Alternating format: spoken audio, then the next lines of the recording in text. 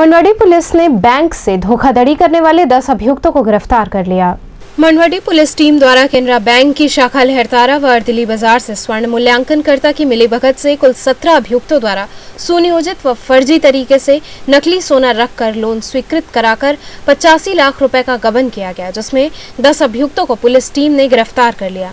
मामले का खुलासा करते हुए एसीपी प्रबल प्रकाश सिंह ने बताया कि केनरा बैंक द्वारा सुपर स्वर्ण मूल्यांकनकर्ता की रिपोर्ट पर पुलिस आयुक्त कमिश्नरेट के आदेश पर थाना कैंट और थाना मंडवाडी पर मुकदमा पंजीकृत हुआ। अभियुक्तों की गिरफ्तारी हेतु 3 टीमों का गठन किया गया। गठित टीम द्वारा केनरा बैंक के मूल्यांकनकर्ता रमेश सेठ व अन्य लोगों के मिलीभगत से लगभग 85 लाख रुपए का प्लेटेड सोना रखकर 17 अभियुक्तों द्वारा गबन किया गया था, जिसमें से 10 अभियुक्तों को गिरफ्तार कर विधिक कार्रवाई की जा रही है।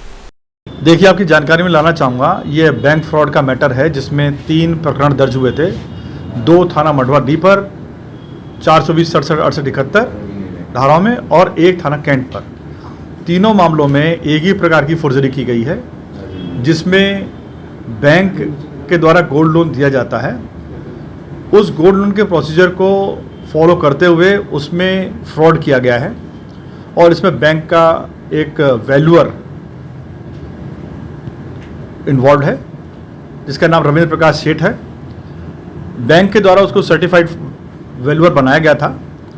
इस वैल्यूअर ने अपने 2 साथियों, विशेष रूप से प्रतीक रस्तोगी और विजय प्रजापति के साथ मिलकर के ऐसे लोगों को कस्टमर बना करके जो कि गरीब तबके के हैं, उनको कुछ रुपए का लालच दे करके उनके अकाउंट्स को यूज़ करके नकली सोने की वैल्यूइंग प्रॉपर और शुद्ध सोने में करके लोनिंग कराई है और इन कस्टमर्स के अकाउंट में पैसा डलवाया जाता था।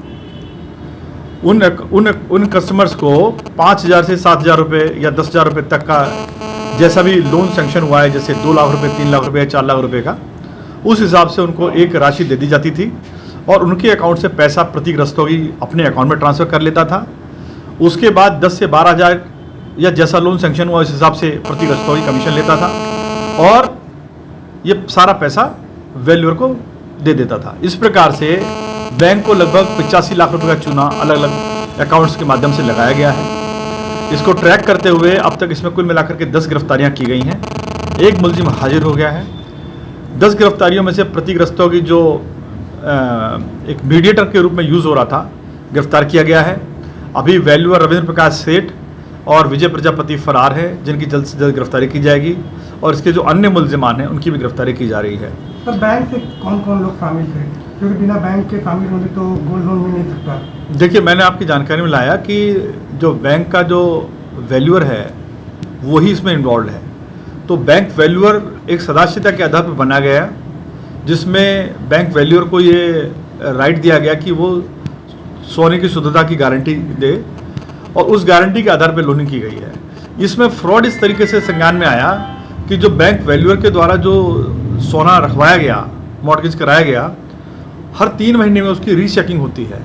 तो जो रीचेकिंग की गई सुपर वैल्यूअर के द्वारा, जो कि कैनरा बैंक का ही एक दूसरा वैल्यूअर है, उसके द्वारा जब रीचेकिंग की गई तो उसमें पता चला कि जो सोना इस वैल्यूअर रविंद्र प्रकाश सेठ के द्वारा रखवाया गया है वो सारे की सारा सोना फर्जी है। तो इस तरीके से यद्यपि बैंक ने सदाशिता के आधार पर और प्रॉपर तरीके से एक वैल्यूअर को नियुक्त किया था, फ्रॉड उसके द्वारा किया गया है। ये बात सही है कि यदि आप, ये प्रश्न सही है, लेकिन इसमें हम इस एंगल को भी देखेंगे कि इसमें क्या बैंक ने कोई लैक्सिटी तो नहीं की है या बैंक के कोई कर्मचारी तो इसमें इन्वॉल्व नहीं। सर, जो पकड़े गए क्या उनका कोई आपराधिक इतिहास पहले से भी है कि पहली बार शामिल हुए? देखिए, ये इसको लालच कहेंगे। जो कस्टमर्स हैं वो ज़्यादातर लोअर मिडिल क्लास के कस्टमर्स हैं। उन्होंने अपने आईडी, अपने अकाउंट्स इस फोर्जरी के लिए दिए हैं और ये जानते हुए दिए हैं कि बिना किसी कार्य के उनको पैसा मिलेगा, कमीशन मिलेगा। तो ये इस तरीके के लोग हैं जो लालच के कारण इन्होंने अपने आप को इस्तेमाल होने दिया है। इनका ये अपराध है।